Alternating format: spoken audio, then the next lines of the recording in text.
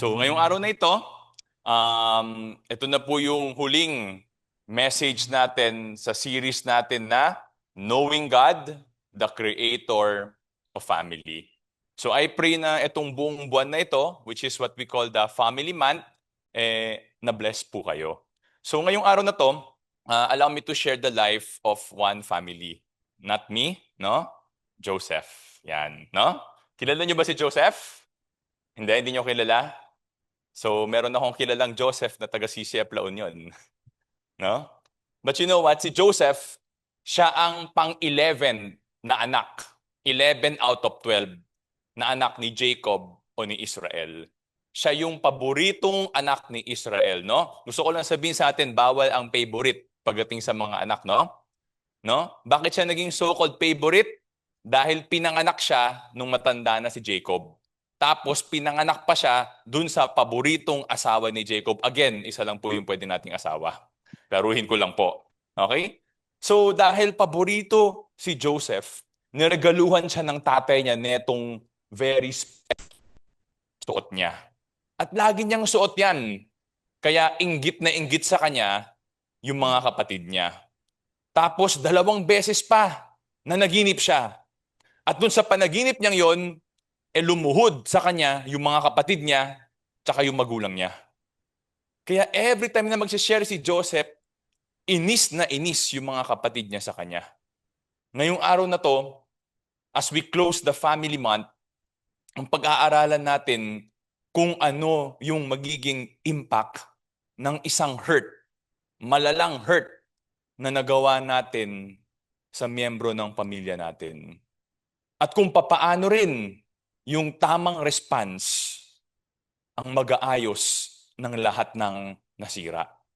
So allow me to share the roller coaster life of Joseph. Nung 17 years old siya, siya na yung sinasabing malinaw na paboritong anak. Pero dahil nainis nga sa kanya yung mga kapatid niya, ang ginawa sa kanya, binenta siya into slavery. After nun, nung naging slave na siya, anong ginawa niya? Ginawa niya is, binigay niya yung best sa trabaho niya, kaya yung kinuha siya ni Potiphar, which is a high-ranking Egyptian official, ginawa siyang head ng house. Pero dahil naging head siya ng house at lagi siyang nandoon, nakita siya ngayon nung asawa ni Potiphar at nataypan siya. Sabi niya, let's have relations. Sabi ni Joseph, ayaw ko, mali yan. So anong ginawa? Sinabi nung asawa ni Potiphar kay Potiphar na pinagtangkaan ni Joseph yung asawa niya. Kaya anong ginawa? Kinulong siya. Nung nasa kulungan na siya, di ba? Mas mababa na naman yung sitwasyon niya. Pero binigyan siya ng pagkakataon na ma-interpret yung panaginip ni Pharaoh. At nung na-interpret niya yon, sinabi ni Pharaoh, nakita ko yung wisdom ng Panginoon sa buhay mo, ikaw na ngayon yung gagawin kong kanang kamay ko. You will be the second in command in the whole land of Egypt. So from being the favorite son, sold into slavery, until being the ruler of Egypt, 13 years of hardship, of endurance, ang pinagdaanan ni Joseph. At nung panahong iyon, napakaraming tao yung nanakit sa kanya. Yung mga kapatid niya, mga brothers siya, sinaktan siya. Di ba? Binenta siya. Galit sa kanya. Pero anong maling ginawa niya? Wala naman. May mali silang ginagawa. Sinasabi niya lang sa tatay niya para matulungan silang magbago. Yung asawa ni Potiphar, di ba, nung ginawa sa kanya, he falsely accused him. Wala naman siyang maling ginawa. Gusto mag-commit siya ng adultery, anong sinabi niya, I cannot sin against God. Si Potiphar, na pinagsilbihan niya, na lumago yung kayamanan dahil sa kanya, hindi man lang siya pinakinggan nung inakusahan siya. Pero pinatapon siya sa kulungan. At nung nasa kulungan na siya, yung cupbearer na sinabi sa kanya na yung panaginip mo, 3 araw, babalik ka sa serbisyo ni Pharaoh. Pero pag bumalik ka na, huwag mo kong kalimutan kasi inosente ako. Hindi ko deserve na nandito ako. Kinalimutan lang siya. Ang gusto lang naman ni Joseph, hustisya. So kung titignan natin, wala namang maling ginawa si Joseph. Kaya sa pananaw ng mundo natin, meron siyang karapatan na maramdaman yung offense at magalit. Sinabi ko sa pananaw ng mundo natin. Dahil wala naman siyang ginawang mali. Pero inagrabyado siya. Now, before we continue on the story of Joseph, allow me first to share with you what is the title of our message today. And the title of our message today is Choose Forgiveness, Break the Cycle of Hurt. Can you tell to the person beside you, choose forgiveness? Okay, so pagkatabi mo yung asawa mo, sabihin mo, patawarin mo na ako. Yan. So I pray that we choose forgiveness today. Bakit? Ito yung reality. One of life's saddest realities is that the deepest wound often come from family. Nakakalungkot to. But this is a reality. And I pray na ngayong araw na to, kung meron tayong wound from our family members or even from other people, that we choose to forgive. So ngayong araw na to, we have 3 points sa ating message. Number 1, forgive when hurt. Number 2, forgive without revenge. And number 3, forgive with blessing. So allow me to start with the first point, no? Forgive when hurt. Sabi sa Genesis 39 verses 3 to 4, "Now when his master saw that the Lord was with him, the Lord caused all that he did to prosper in his hand. So Joseph found favor in the sight, and he became his personal servant, and he made him overseer over his house, and all that he owned, he put in his charge." So this was the first response of Joseph nung binenta siya into slavery at yung nabili siya bilang alipin. From a favorite son to a slave. Pwedeng magalit si Joseph, pwedeng mag-complain si Joseph, pwedeng mawalan ng hope si Joseph, but you know what Joseph did in his deep and darkest time?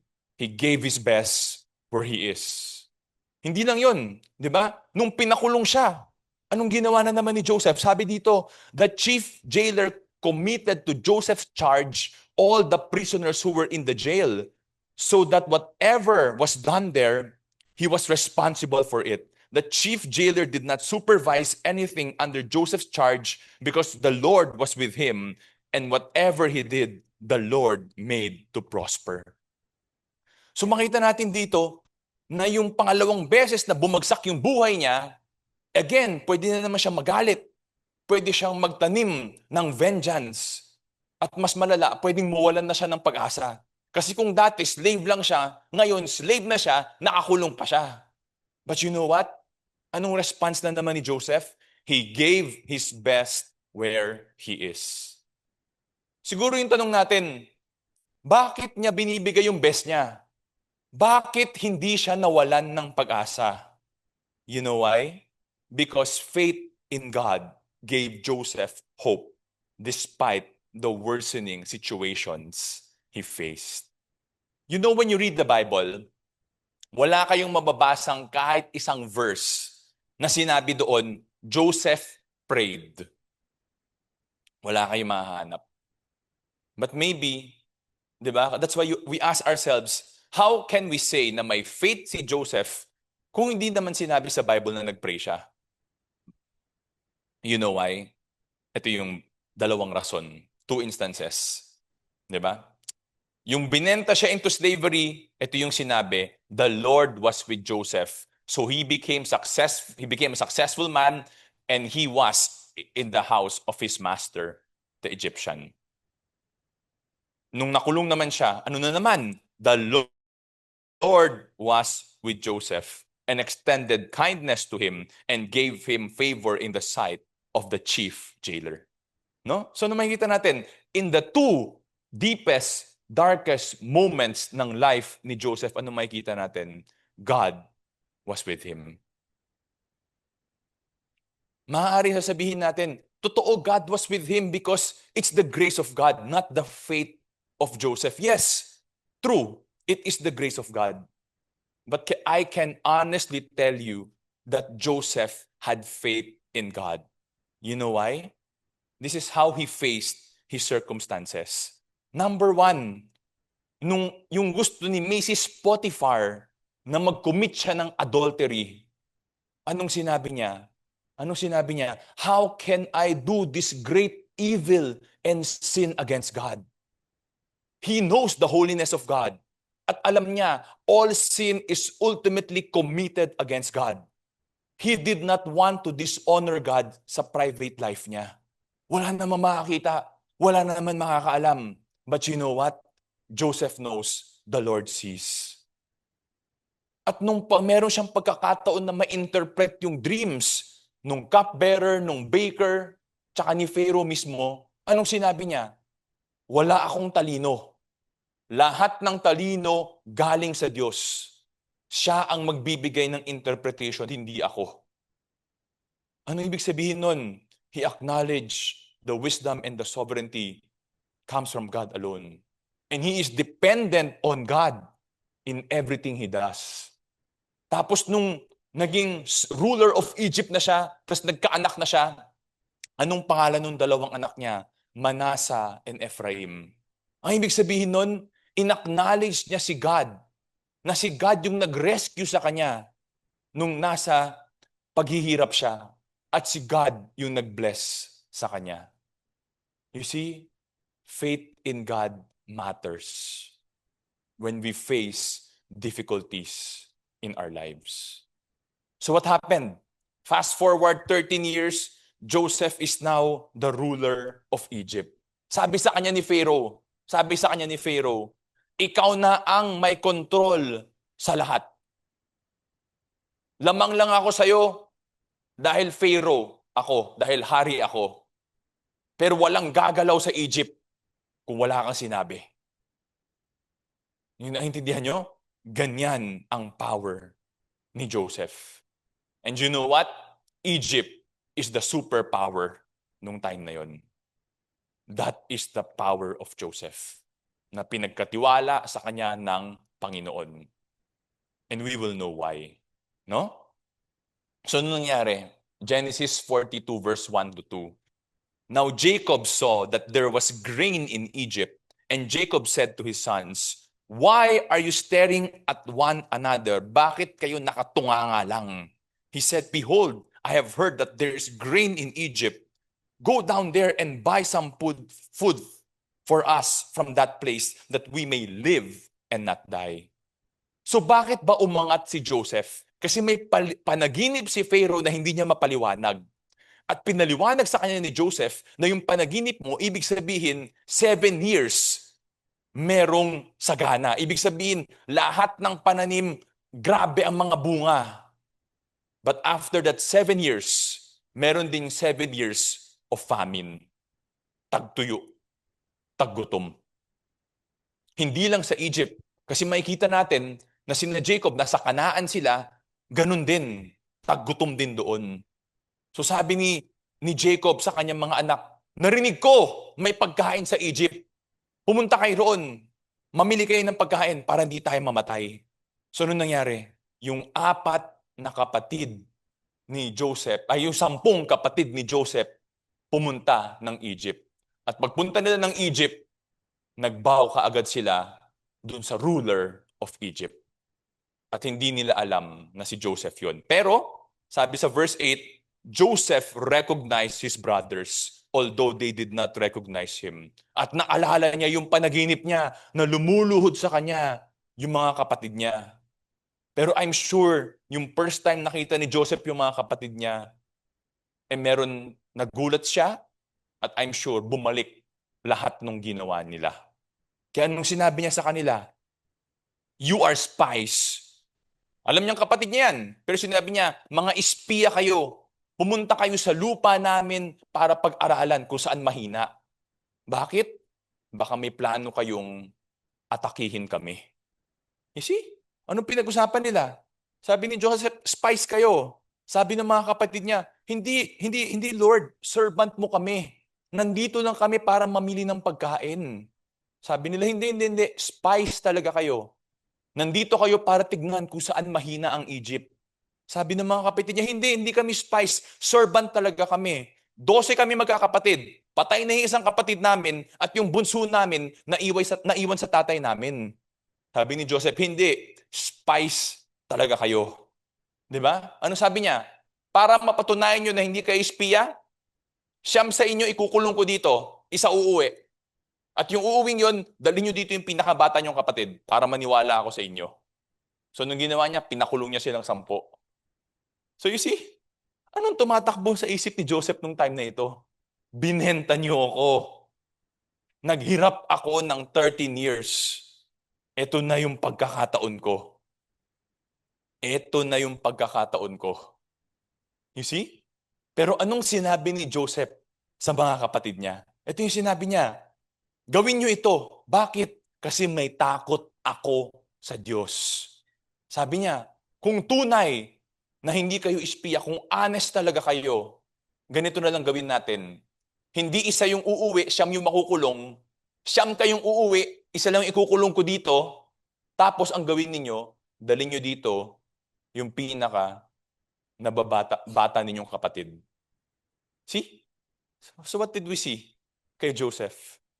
Yung faith ni Joseph helped him to choose forgiveness. Kahit gaano pa kalalim yung hurt na nagawa sa kanya. So my question sa ating lahat is, sino ba ang nakasakit sa atin? And the more important question is, will you choose to forgive? You know, the reality is, yung unforgiveness, meron niyang ipinapakita sa mga buhay nating lahat. Sabi sa Matthew 6, verse 14 to 15, for if you forgive others for their transgressions, your heavenly Father will also forgive you. But if you do not forgive others, then your heavenly Father will not forgive your transgressions. So, ano ibig sabihin nito? Sabi dito, hindi natin pwedeng sabihin sa Panginoon, Lord, patawarin mo ako. Pero sasabihin natin sa kapwa natin, hindi kita patatawarin. You see? Bakit? Because unforgiveness, if we have unforgiveness, yung talagang unforgiveness, malalim yung galit natin, it might reveal that Jesus is not in our hearts. Bakit? Sabi sa 1 John chapter 4 verse 20, if someone says, I love God and hates his brother, he is a liar. For the one who does not love his brother whom he has seen cannot love God whom he has not seen. You know unforgiveness? Kung meron tayong unforgiveness, nakita pa lang natin yung tao, inis na tayo. Sira na yung araw natin. Nakita pa lang natin yung tao, galit na tayo. Hindi nga nakita, narinig pa lang natin yung pangalan. Tapos ano yung pinakamalala?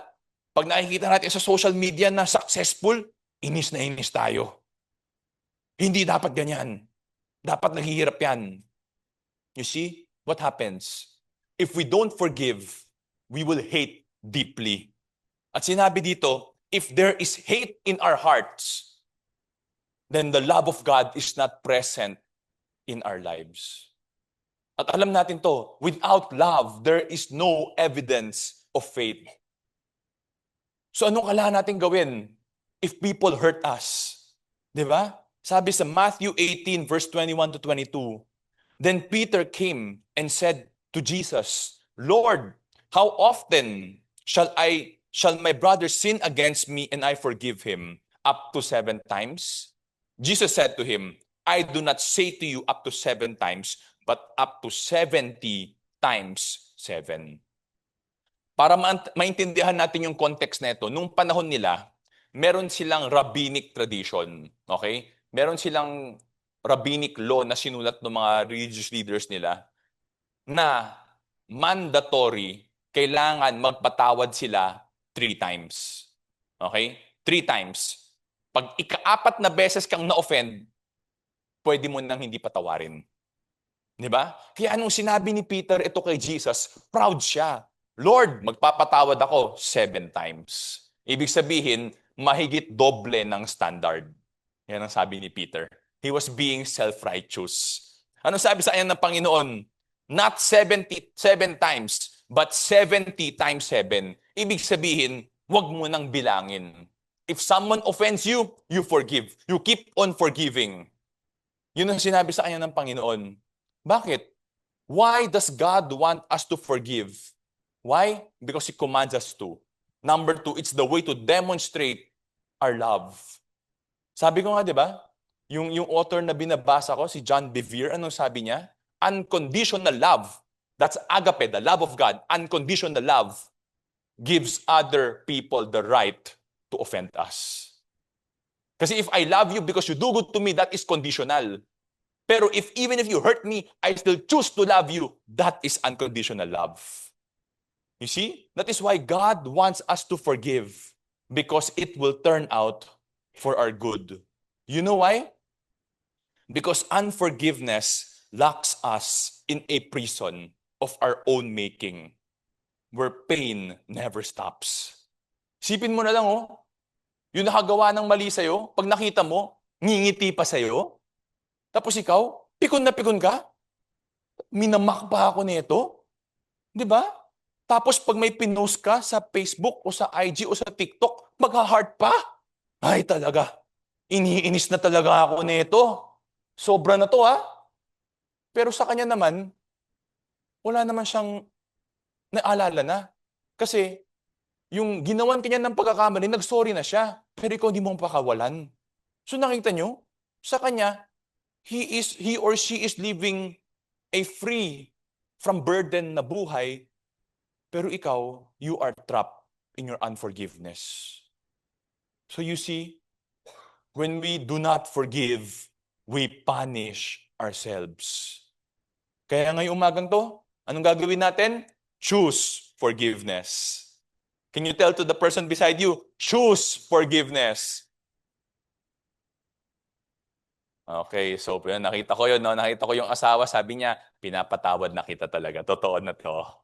Amen. Okay? We go to our second point, no? Yung second point natin is forgive without revenge. So, ano nangyari?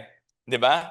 Nung narinig ng mga kapatid ni Joseph na makukulong yung isa sa kanila, tapos iba uuwi, nag-usap-usap sila sa lengguwahe nila.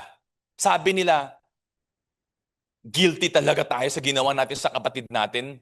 Nakita natin nung time na yun, nagmamakaawa siya sa atin. Hirap na hirap siya nagmamakaawa sa atin na, wag niyo ko ibenta, wag niyo ko ibenta. Pero anong ginawa natin? Hindi tayo nakinig. Kaya anong nasa isip nila? Etong pinagdaraanan nating ito, parusa ng Diyos sa atin to. Di ba? But you know what? Habang nag-uusap sila sa lengguwahe nila, nakikinig si Joseph. Hindi nila alam na naiintindihan ni Joseph yung sinasabi nila. You see? And because naintindihan ni Joseph yung sinasabi nila, anong ginawa ni Joseph? Tumakbo siya, nagtago, umiyak siya. Umiyak siya dahil maaari na naalala niya ulit yung pain na pinagdaanan niya. You see? Pero anong ginawa ni Joseph? Ito yung command niya. He gave orders to fill their bags with grain and to restore every man's money in his sack and to give them provision for their journey, and thus it was done for them. You see? Anong ginawa ni Joseph? Gusto niyong mamili ng pagkain? Binigay yung pagkain. Ano pa? May bonus pa. Yung kakainin nila from Egypt back to Canaan, binigyan pa sila ng libreng pagkain doon. At hindi lang yun. Yung binayad nilang pera, ibinalik pa sa kanila. You see? So what happened? Nung pauwi na sila, anong nangyari? Nung binuksan nila, yung sako nila ng pagkain, anong nakita nila doon? Nagulat sila. Bumalik yung pera nila. So anong sinabi nila? What has God done to us? Anong ginawa ng Panginoon sa atin? Sabi nila, patay tayo dito. Baka isipin nagnakaw tayo. Di ba? So anong ginawa nila? Pag uwi nila, kinuwento nila sa tatay nila. Ito yung pera, ito yung pagkain. Bakit? Hindi namin alam. Bumalik. Baka isipin nagnakaw kayo. Daddy, hindi lang yun. Para makabi ulit tayo ng pagkain, kailangan dalhin namin si Benjamin. Sabi ni Jacob, hindi pwede. Patay na yung kapatid niya, hindi niyo siya pwedeng kunin sa akin. Mamamatay na naman to pag kinuha ninyo sa akin. So you see, what happened next? Chapter 43. Ano sabi dito? The famine was severe in the land. So it came about when they had finished eating the grain which they had bought from Egypt, that their father said to them, go back, buy us a little food. See? Ubus na yung pagkain. Pero tagutom pa rin. Balik kayo, bili kayo. Pero nung sabi nila, Daddy, hindi talaga pwede. Hindi kami babalik kung wala si Benjamin. Kasi kung bumalik kami na wala si Benjamin, papatayin lang kami. Di ba? So anong sabi ni Jacob? Hindi ako agree dito. Pero wala naman akong choice. Kasi kung hindi ko gagawin to, mamamatay tayong lahat. So itong gawin ninyo, yung mga pinakamagandang produkto ng lupa natin, dalhin ninyo doon. Ibigay ninyong regalo. Tapos, yung dadalhin yung pera, doble. Bayaran nyo. Yung inuwi nyo dati, doble pang bayad ninyo. So anong sabi niya? May God Almighty grant you compassion in the sight of the man, so that he will release to you your brother and Benjamin. And as for me, if I am bereaved of my children, I am bereaved. So ito, may advantage tayong lahat. Bakit? Alam natin kung sino yung ruler of Egypt. Pero si Jacob, hindi niya alam. So nung pinapunta niya si Benjamin, he is actually risking the life of his youngest son. Kaya nagdasal siya, may the Lord have compassion on our family. Ano yung compassion? Sana yung pagmamahal ng Panginoon maramdaman natin na hindi sana mamatay si Benjamin tsaka si Simeon. You see? So anong ginawa nila? Pumunta na sila sa Egypt. Tapos malayo pa lang, nakita na ni Joseph si Benjamin.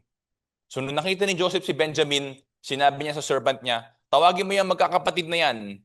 Mamaya, magdi-dinner kami magkakasabay. So nung nalaman ng magkakapatid na pinatawag sila ng ruler of Egypt, natakot sila. Sabi nila sa sarili nila, ay patay talaga tayo. Alam na nila na yung pera natin nasa atin. Yari tayo. So anong ginawa nung mga kapatid niya? Pumunta sila sa servant ni Joseph, binabalik nila yung pera. Ito na yung pera, ito na yung pera. Hindi namin kinuha, nagulat kami. Bakit bumalik sa amin?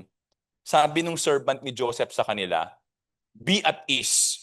Relax lang kayo. Huwag kayong matakot. Your God and the God of your father has given you treasure in your sacks. I had your money.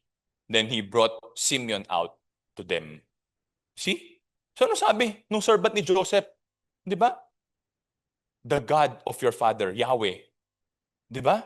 Siya ang nagbigay sa inyo ng perang iyan.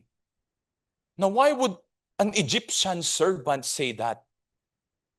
No? I believe it is the intentionality of Joseph to share about the one true God. Bakit niya in-emphasize your God, the God of your father? Bakit? Because pag sinabi niya lang God, baka isipin nila the gods of Egypt. One of the gods of Egypt. Di ba? Tsaka yung gusto kong i-highlight dito, I had your money. Natanggap ko yung bayad. Kung yung pera nila, bumalik sa kanila, pero may natanggap na bayad, merong nagbayad na ibang tao. And we know sino nagbayad. You see? So what happened next? Nung lumabas na si Joseph, lumuhod na yung mga kapatid na naman niya sa kanya. Sorry, may misunderstanding. Eto na, nagdala pa kami ng mga magagandang produkto ng lupa namin. Diba? Tapos tinanong ni Joseph, kumusta na yung tatay ninyo? Tapos nung nakita niya si Benjamin, anong ginawa niya? Umiyak na naman siya.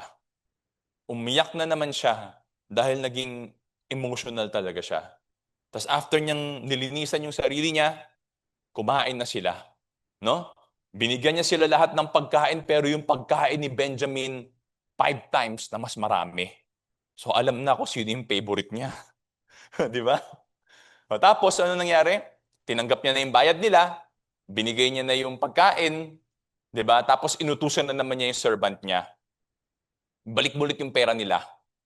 Tapos tong baso ko, itong silver cup ko, ilagay mo dun sa sako ng bunso. Yun yung sinabi niya. Tapos nung umalis na yung mga kapatid niya, sinabi niya sa mga soldiers, habulin niyo sila. Habulin niyo. Tapos pag hinabol niyo, mag-audit kayo. Nawawala yung baso ko. Di ba? So nung hinabol nila sila, parang sinabi ng soldier sa kanila, ano ba naman kayo? Ang ganda-ganda ng trato sa inyo. Tapos gagawa pa kayo ng mali? Nagulat na naman yung mga magkakapatid. Ha? Anong ginawa namin? Wala kaming ginawa. Yung pera nga na misunderstanding, binalik na nga namin sa inyo. Di ba? Hindi eh. Nawawala yung silver cup ng master namin. Di ba? Sinabi nila, ay ganito na lang. Kung kanino nyo mahanap yung silver cup na yan, inosente kaming lahat.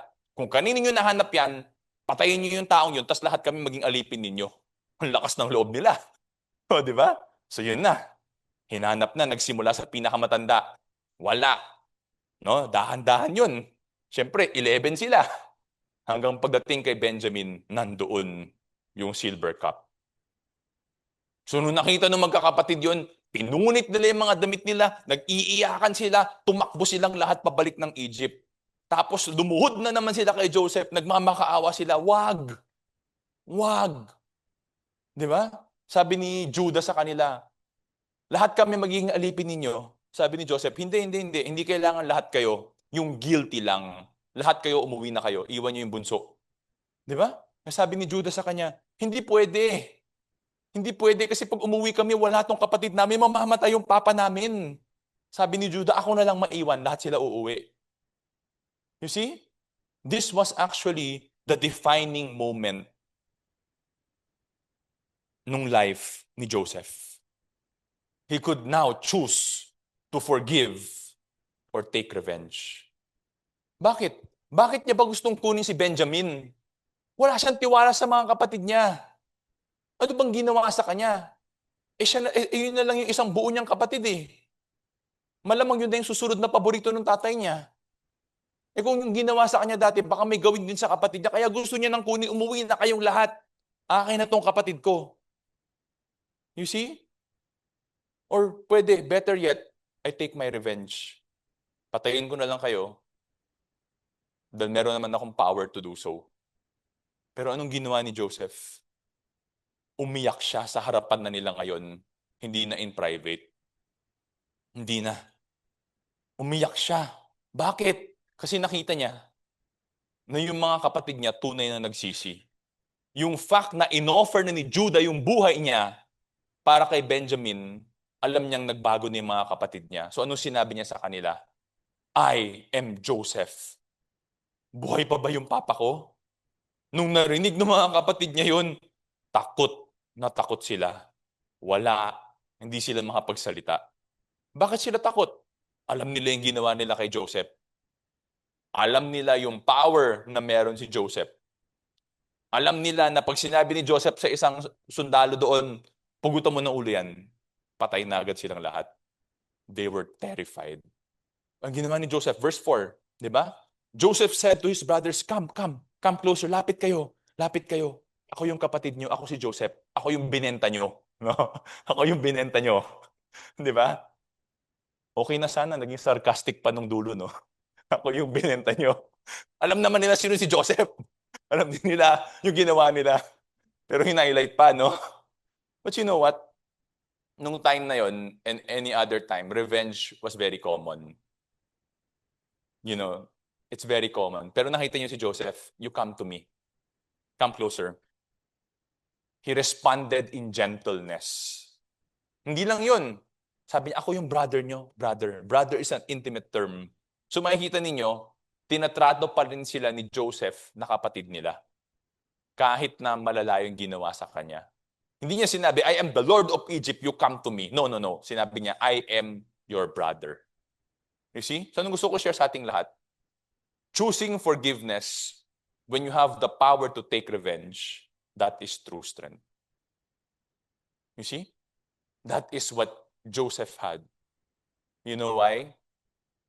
Because I believe the Lord changed his heart. Di ba? So anong sinabi niya sa mga kapatid niya? Do not be grieved or angry with yourselves because you sold me here. For God sent me before you to preserve life. For the famine has been in the land for these 2 years, and there are still 5 years. Sabi ni Joseph sa kanila, huwag kayong malungkot. Huwag na kayong magalit sa sarili ninyo. Di ba? Bakit? Iniisip niya yung emotional and mental state nila. You see? Itong statement na ito, makikita natin dito, dalawang bagay. Number one, pinatawad niya na yung mga kapatid niya. And number two, grabe ang tiwala ni Joseph sa Panginoon. Kaya anong gusto ko sabihin sa ating lahat? Trusting God's sovereignty makes forgiveness possible and easier. Hindi ko sinabing easy because hindi madaling magpatawad. But if we trust God and we have faith in God, it is easier. No? So ano sabi ni Joseph sa mga kapatid niya? Uwi na kayo. Sabihin niyo sa papa natin na nandun si Joseph sa Egypt, buhay siya. At God made him Lord of all Egypt. Kaya bumaba ka na dito. Pumunta ka na dito. Wow. Isipin mo, for the past 13 years, akala ni Jacob, patay na si Joseph. For the past 13 years, si Joseph naghihirap. But right now, they have the opportunity to be reunited.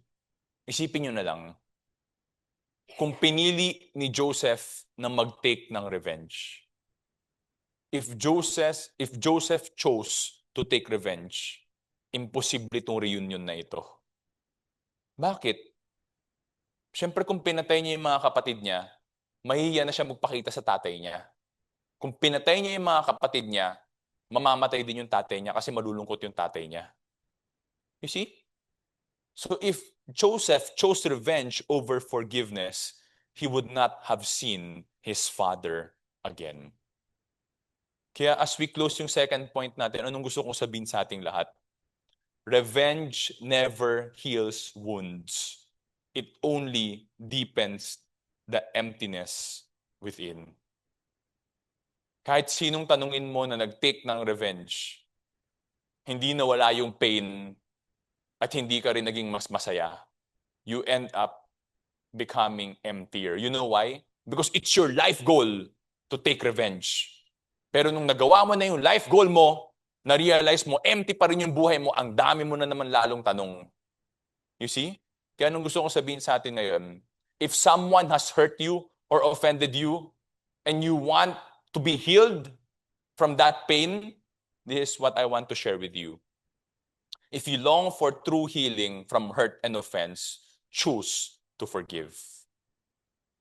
Set yourself free from the prison of unforgiveness.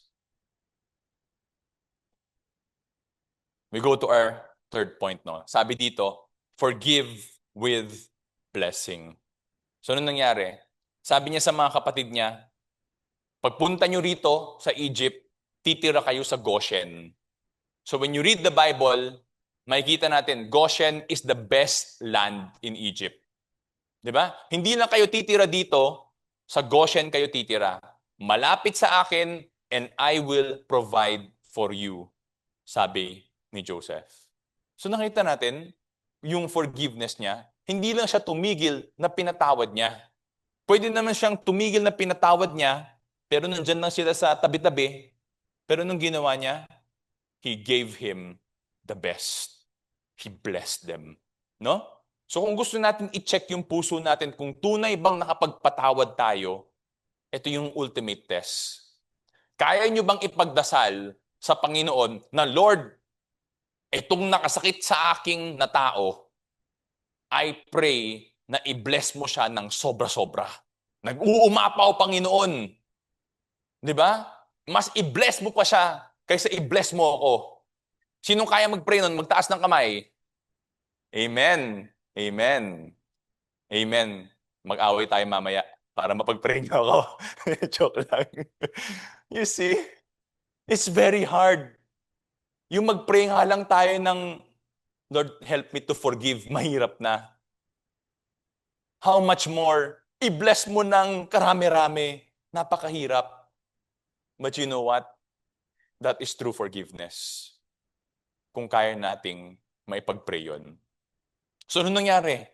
Bumaba na si Jacob sa Egypt. Magkakasama na sila. Finally, no? Na-reunite yung buong pamilya. At pagpunta ni Jacob sa Egypt, he lived 17 more years. Matanda na siya. He was 130 years old nung pumunta siya ng Egypt. But God gave him 17 more years to spend time with Joseph and his entire family na kumpleto ang mga anak niya. You see the faithfulness of God? Diba? But after the 17 years, Jacob passed away. Diba? Jacob passed away. So nung namatay na siya, you know, the end of his life was a blessing because his family was complete.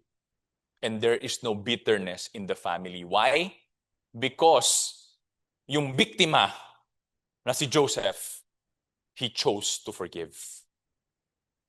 So sa pamilya rin natin lahat ngayon, kung gusto natin maka-experience ng joy, ng healing, yung pag-uuwi tayo, yung ang gaan-gaan sa pakiramdam, choose to forgive.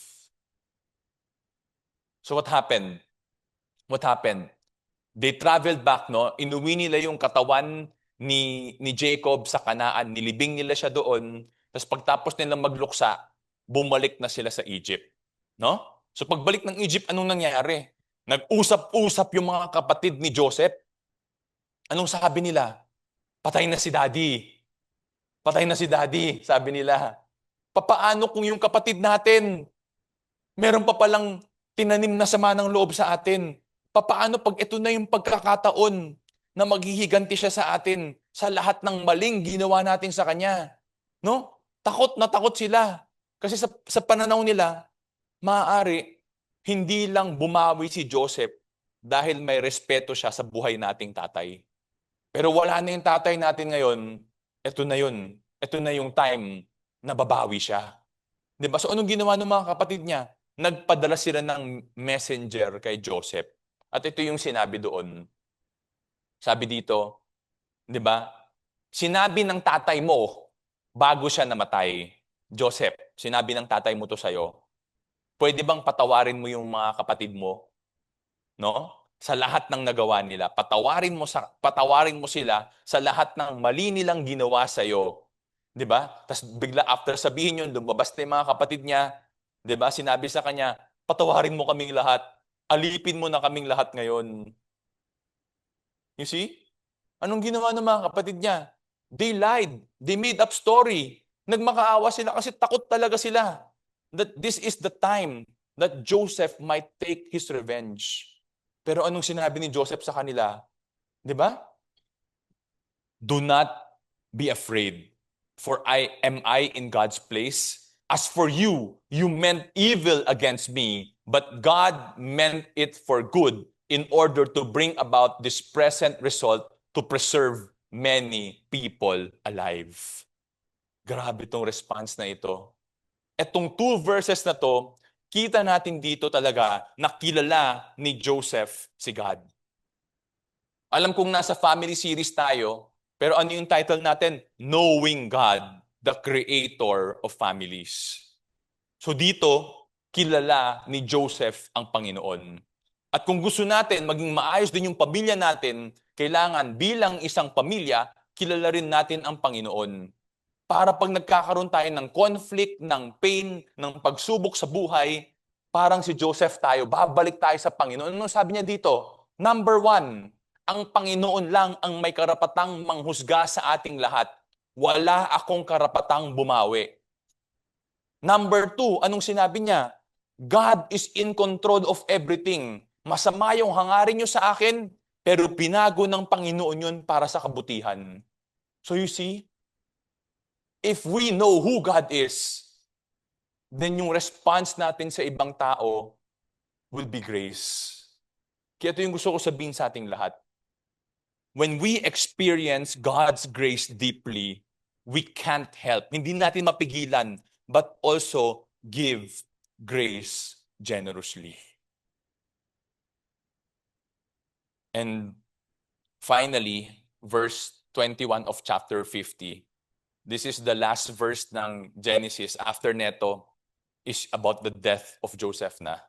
Tignan niyo yung last verse before the death of Joseph. So therefore, sabi niya sa mga kapatid niya, do not be afraid. I will provide for you and your little ones. So he comforted them and spoke kindly to them. You see? Yung end ng Genesis, the last conversation between Joseph and his brothers is about what? It's about grace. Why? Because of forgiveness. Ano sabi dito? Forgiveness paints a beautiful picture of restoration. Kaya ngayong araw na to, kung meron pa tayong hindi napapatawad sa ating family, I don't know yung storya ng buhay nating lahat. Lalo na yung mga nangyari ng mga nakaraan na I don't know. But what I do know is even people, so-called people that grew up in the church, even Christians na tayo, we still hurt each other.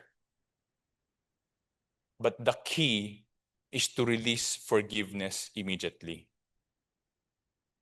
Hindi madali. But if we choose to forgive immediately, if we are offended, then maganda yung kalalabasan ng pamilya natin.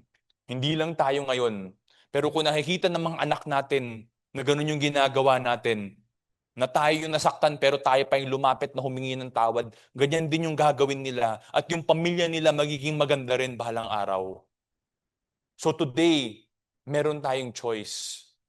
And I pray that we choose to forgive so that we can break the cycle of hurt. You know, let's forgive when we're hurt. Let's forgive without taking revenge. And let's forgive by blessing those who have hurt us. You know, I can end the message here, so I'll be quite fast today. But I want to give you a second message, not that long. Baka kabahan kayo. And I want to connect this message with the gospel. Because the story of Joseph, the story of the forgiveness of Joseph to his brothers is actually a picture of the gospel. Forgive when hurt. That is actually forgiveness. Why? God forgave us when we hurt Him. How do we hurt Him? When we sin, we hurt God. And yet, God has forgiven us. Forgive without revenge. That's mercy. Anong deserve natin? Judgment. Yan ang deserve natin. But God spared us from that judgment when He forgave us. God did not give us what we deserve. We deserve judgment. He forgave us. That is mercy. And finally, forgive with blessing. That is the grace of God. Nung pinatawad tayo ng Panginoon, pwede naman niya sabihin, sige, pinatawad ko na kayo. Pero pag abot nyo ng langit, mababa lang kayo. 'Di ba? Tagalinis lang kayo ng kalsada ng langit. Tagapunas lang kayo ng mga pader ng langit. Pero hindi eh. Nung pinatawad tayo ng Panginoon, binigyan niya tayo ng bagong buhay at tinawag niya tayong mga anak niya. Ibig sabihin, lahat tayo may mamanahin tayo sa langit balang araw.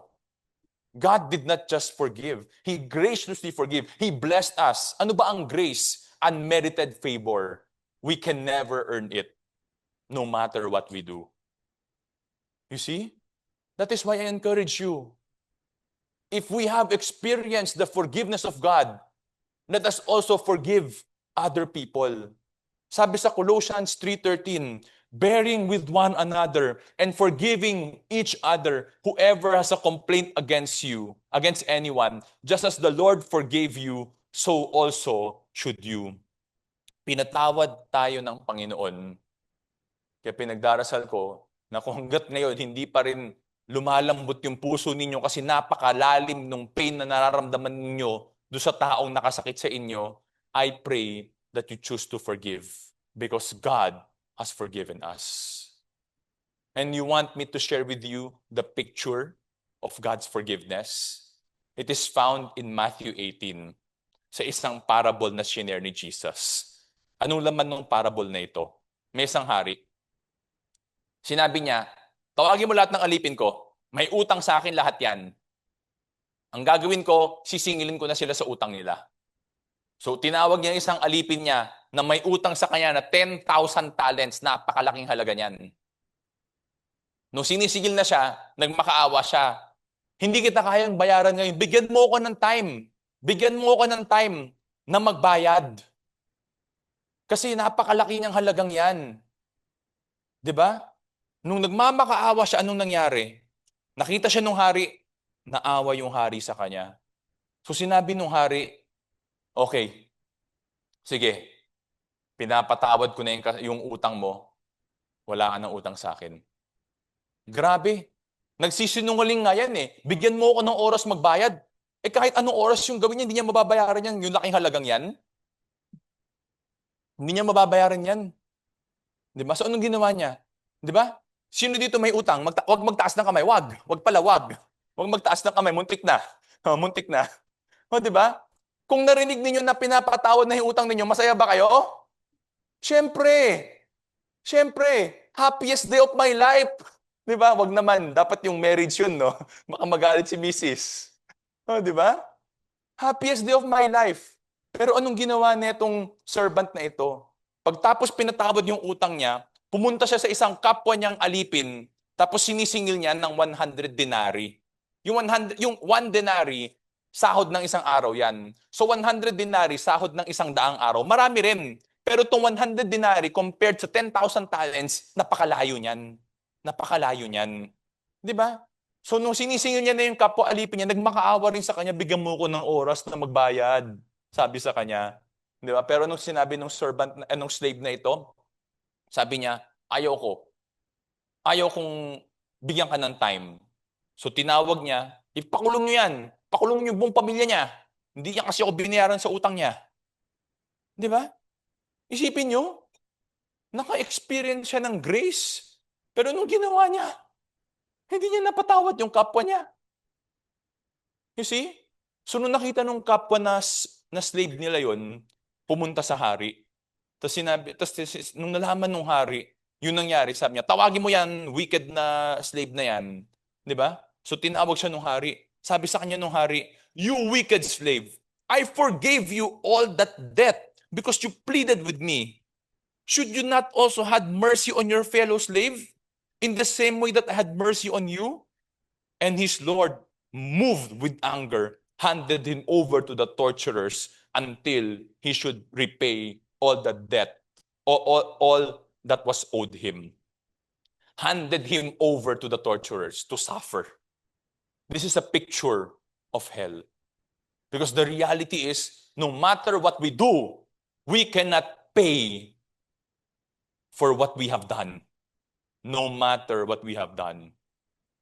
So yung suffering is for eternity. Yan ang punishment ng wickedness. At sa context na ito, anong sabi dito? My heavenly Father, sabi ni Jesus, will also do the same to you if each of you does not forgive his brother from your heart. Mabigat ang consequence ng unforgiveness. Totoo, mahirap magpatawad.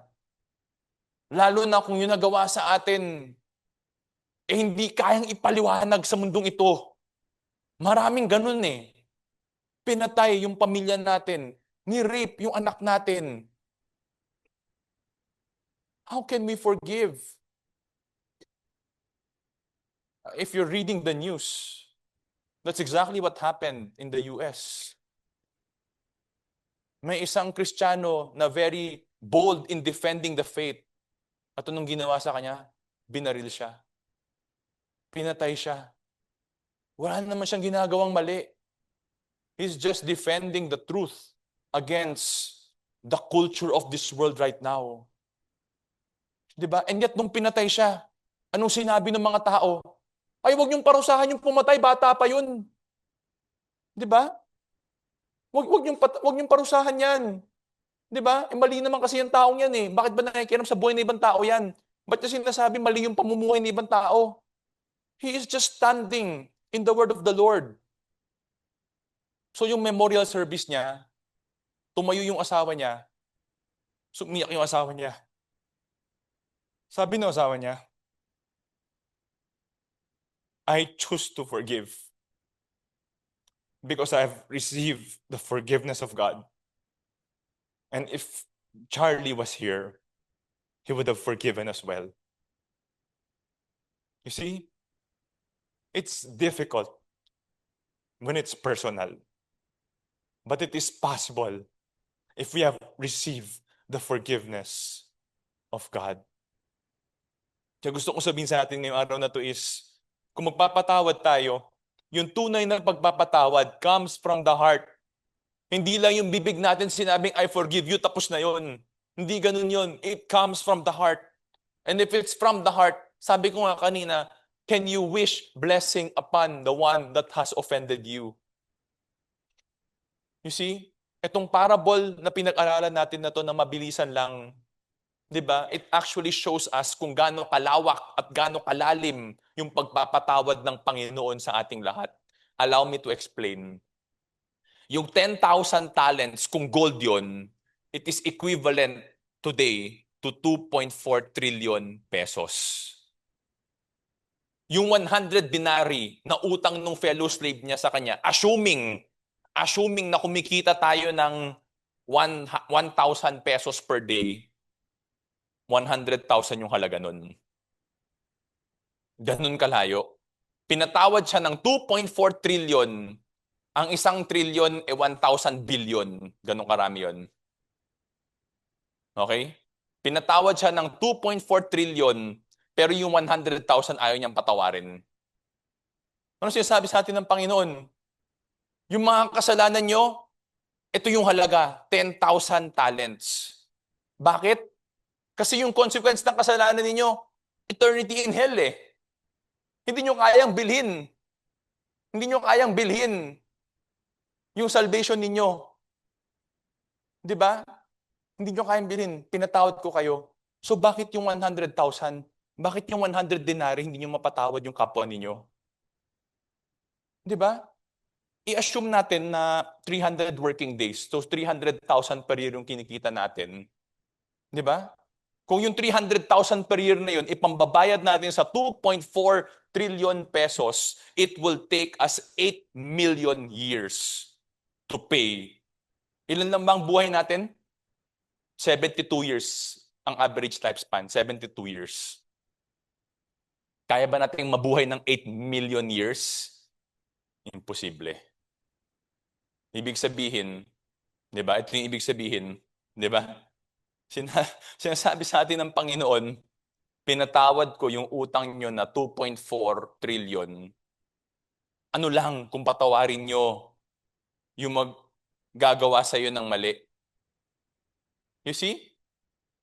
So kung ito yung context na pinag-uusapan natin, how can you not forgive if we have received forgiveness?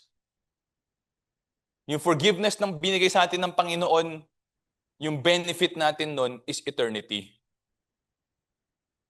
Yung pinatawad natin yung ibang tao, temporary lang yun. Kung ano man yung pain na nararamdaman natin, kahit nasasaktan pa tayo hanggang ngayon, kahit dalin natin yung pain natin hanggang dulo ng buhay natin, you know, the reality is we will just feel the pain maybe. Pero pag nag-forgive tayo, mahihil yung pain natin eh. Pero assume na natin hindi nawala yung pain. Yung pain natin, bibit-bitin na natin ng 100 years yan. Pero for trillion and trillions and trillions, no ending number of years in eternity, wala na tayo nararamdaman na pain. Joy, peace, ang nararamdaman natin doon. So you see, If God has forgiven us, let us also forgive. Ano sabi dito? Jesus paid our debt because no matter how many lifetimes we live, it would be impossible for us to pay it. Assuming we can pay for our sins by doing good. 8 million years. Who can live 8 million years? No one. You see? Kaya nung sabi sa Ephesians 2:8 to 9, for by grace you have been saved through faith, and that not of yourselves. It is the gift of God, not as a result of works, so that no one may boast. Yung salvation natin, yung kaligtasan natin, it is by God's grace alone. Grace is unmerited favor. Ibig sabihin, hindi natin deserve at hindi natin kayang ma-earn pero binigay sa atin ng Panginoon. Bakit? Dahil mahal niya tayo. Now, how are we saved? We are saved through faith. Faith in Jesus alone saves us. And salvation is a gift of God. Gift is free. Diba? Gift is free. No? Bare months na, malapit na yung Pasko. Sana makatanggap tayo ng regalo. Pero ngayong araw na to, sana, kung hindi pa natin tinatanggap, tanggapin natin yung pinaka-importanting regalo, and that is the free gift of God. That is salvation. Para mapasa atin ng regalo, kailangan natin tanggapin. At yung regalong tinanggap natin, we cannot earn it. We don't work for it. We don't even pay for it. Kaya nga regalo eh. Di ba? The one receiving the gift is free. But the one giving the gift, na siya nagbe-bear ng cost. At nung mga kapatid ni Joseph, namili sila nung pagkain, anong sinabi sa kanila? Natanggap ko na yung bayad ninyo. Pero bumalik naman yung pera nila. Ganon din ang ginawa ng Panginoong Jesucristo sa atin nung pumunta siya sa mundo natin. Sabi sa John 3:16, for God so loved the world that He gave His only begotten Son, that whoever believes in Him shall not perish but have eternal life. Nung pumunta ang Panginoong Jesucristo natin sa mundo natin, isa lang yung purpose niya, to give His life for us, to pay the penalty of our sins. Kaya nung nakapako na siya sa krus, bago niya ibinigay yung buhay niya, ano sinabi niya doon? It is done. Tapos na. Mission accomplished. Tetelestai.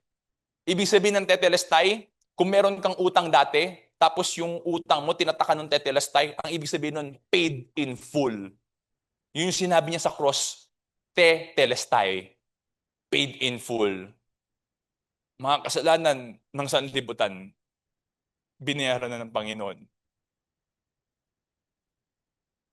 Yung hindi natin kayang bayaran sa Panginoon, na utang natin sa Kanya dahil sa kasalanan natin, binayaran niya na yun. Pinatawad niya tayo ng buong buo. Kung Kristiyano tayo, nagkakamali naman tayo eh. Pero kahit yung pinatawad na ng Panginoon yun. You see?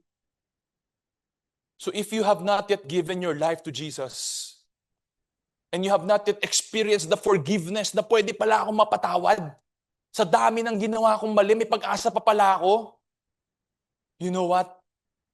Your sins can be paid for in full today if you give your life to Jesus. So as we close, ito yung gusto ko sabihin sa ating lahat.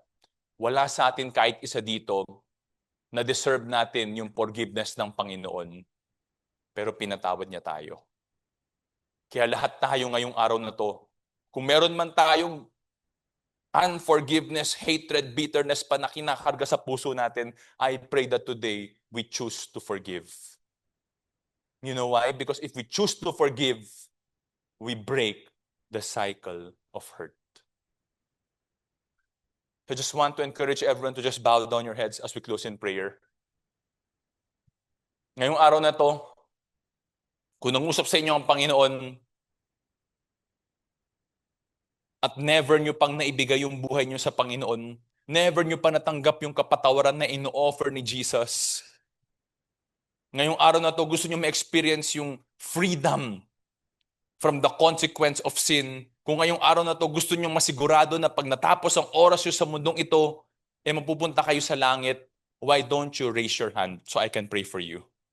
Today, if today the Lord has spoken to you, today you want to give your life to Jesus, today you want to entrust Him with your salvation, why don't you raise your hand so I can pray for you? Amen.